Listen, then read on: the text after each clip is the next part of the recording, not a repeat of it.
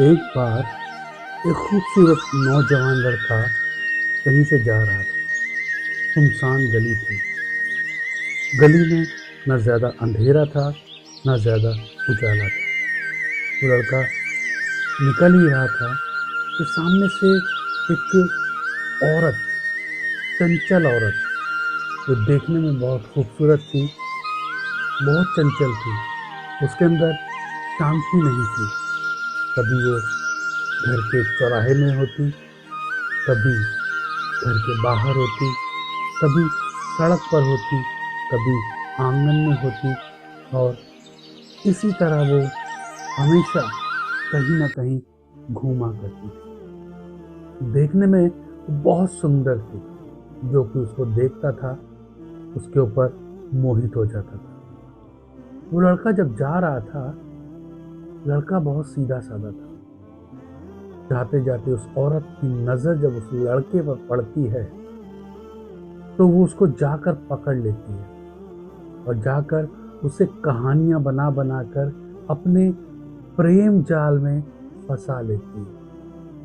लड़का सीधा साधा था, देखने में खूबसूरत था, जवान था, जोशीला था। उस औरत की बातों में आ जाता है और उस औरत की बातों में आकर उसके घर की ओर चला जाता है। जब वो उसके घर में जाता है तो वो उसे अपने घर का वैभव दिखाती है, अपना सारा घर दिखाती है और उसे दिखाती है कि ये देख पलंग कितना खूबसूरत है। आज रात हम इसी पलंग पर प्रेम करेंगे। मेरा पति तो दूर गया हुआ है और वो मेरे लिए बहुत सी दौलत छोड़ गया है, और वो बहुत दिन बाद आए। तो आ, हम दोनों प्रेम करते हैं। और वो नौजवान लड़का बेचारा भोला भाला उसकी बातों में आ जाता है और उसकी बातों में आकर वो सारी रात आपस में प्रेम करते हैं। जब प्रेम उनका खत्म होता है तब उस जवान को पता लगता है कि उसने कितना गलत काम किया है, और वो काम उसकी जिंदगी में एक नासूर बन जाता है। एक ऐसा नासूर जिसकी कोई दवाई नहीं है और जिसको परमेश्वर भी पसंद नहीं करता। वो औरत तो घृणित काम करती ही थी, वो चंचल थी, लेकिन वो खुद इस बात को नहीं जानती थी कि वो एक पाप को जन्म दे रही है, और वो इसी तरह बहुत पाप किया करती थी। लेकिन वो नौजवान पहली बार उसके पाप के जाल में फंसा, और वो फंसने के बाद उसका आदी हो गया। और उस जवान को जब इस बात की आदत लग गई तब वो इसी तरह की औरतों के जाल में और ज्यादा और ज्यादा और ज्यादा फंसता गया।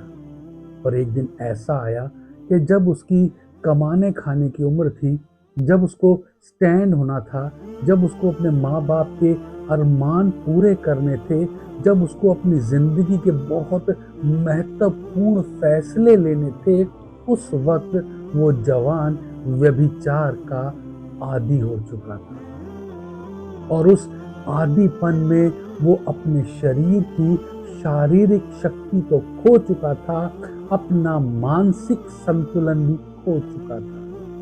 वो नहीं जानता था क्या अच्छा है, क्या बुरा है। उसे सिर्फ और सिर्फ अपने चारों तरफ व्यभिचार ही नजर आता था, और वो व्यभिचार में इतना ज्यादा गिर गया कि उसका शरीर भी उसका साथ छोड़ने लगा। उसकी पत्नी भी उससे दुखी रहने लगी और उसका जीवन एक कलंकित जीवन हो गया। और वो जिस काम में भी हाथ डालता था वो काम गलत हो जाता था, और उस काम में उसको असफलता मिलती थी। जी हाँ, ये एक उदाहरण है जो बाइबल हमें समझाती है। बाइबल बताती है कि व्यभिचार करने के कारण इंसान टुकड़ों का भिखारी हो जाता है। व्यभिचार करने के कारण इंसान अपने सोचने समझने की शक्ति खो देता है। व्यभिचार करने के कारण इंसान जो काम करता है उसमें उसका मन नहीं लगता और वो उस काम में असफल हो जाता है, क्योंकि उसका दिमाग चौबीसों घंटे व्यभिचार के बारे में ही सोचता रहता है।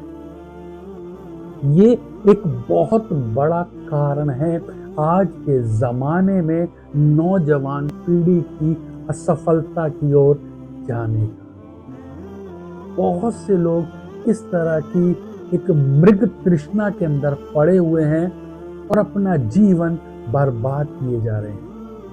ऐसे लोगों के लिए ये कहानी एक सबक है कि हमें इस दुनिया में जब हम आए हैं तो हर व्यक्ति के लिए परमेश्वर ने एक जीवन साथी बना कर रखा है, और अगर हम उस जीवन साथी का इंतजार करें और अपने जीवन को सुचारू रूप से चलाएं तो परमेश्वर हमारे जीवन में सही समय पे सही निर्णय लेके हमारे जीवन को फलवंत करेगा।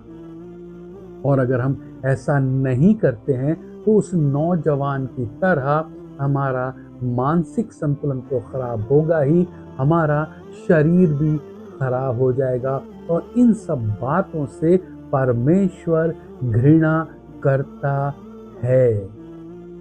जी हाँ, आज की नौजवान पीढ़ी इस बात को नहीं समझती, लेकिन परमेश्वर ने बाइबल के अंदर इसे अच्छे से हमें समझाया है। अगर हम नीति वचन 7 पढ़ते हैं तो ये पूरी कहानी हमें समझ में आ जाती है कि इंसान को असफलता की ओर जो चीज ले जाती है उसमें सबसे बड़ा एक कारण है व्यभिचार। और अगर उस व्यभिचार से नौजवान पीढ़ी छुटकारा पाकर अपने सही रास्ते को पकड़ लेती है तो वो अपने जीवन की ऊंचाइयों पर पहुंच जाती है। और अगर वो इस व्यभिचार के रास्ते में चल देती है तो उसको सिर्फ और सिर्फ दुख, दर्द, असफलता, ताने, गरीबी, बीमारी, इन सब चीजों का सामना करना पड़ता है। फिर लोग कहते हैं मैंने तो बहुत मेहनत की लेकिन मैं सफल क्यों नहीं हो पाया। यह जीवन में असफलता लाने का एक बहुत बड़ा कारण है जिसको आज हम समझते नहीं हैं, जिसको आज के समाज में बच्चे, बूढ़े, जवान कोई भी नहीं समझता। जिसका दाव जहां लग जाता है वो वहां व्यभिचार में लिप्त हो जाता है। लेकिन बाइबल बताती है कि व्यभिचार करने के कारण इंसान टुकड़ों का भिखारी बन जाता है। उसका शरीर उसका साथ छोड़ देता है, दौलत उससे दूर चली जाती है, घर वाले उससे दूर चले जाते हैं। ये सब चीजें शुरुआत कहाँ से होती है? एक छोटी सी मृग तृष्णा, आकर्षण से, और वो आकर्षण ले डूबता है अच्छे खासे लड़के को, अच्छी खासी लड़की को।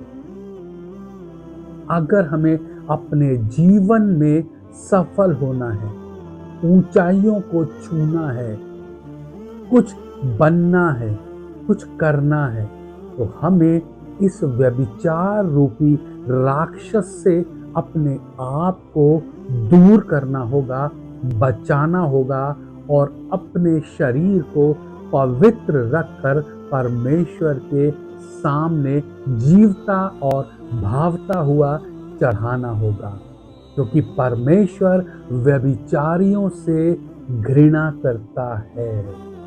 जी हाँ, परमेश्वर व्यभिचारियों से घृणा करता है।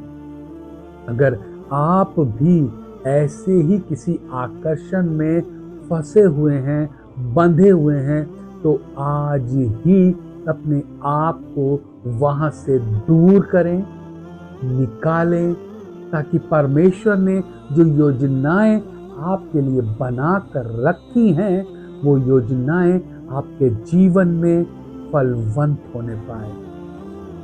मैं प्रार्थना करता हूँ उन लोगों के लिए जो व्यभिचार में बुरी तरह लिप्त हैं। परमेश्वर, जो भी व्यक्ति इस वीडियो को सुनता है, देखता है और समझने की कोशिश करता है, परमेश्वर उसकी तू आत्मिक आंखों को खोलना और उसको जीवन का समतर पथ देना प्रभु, जिस पे वो ठोकर ना खाए और व्यभिचार से अपने आप को बचाकर दूर कर सके।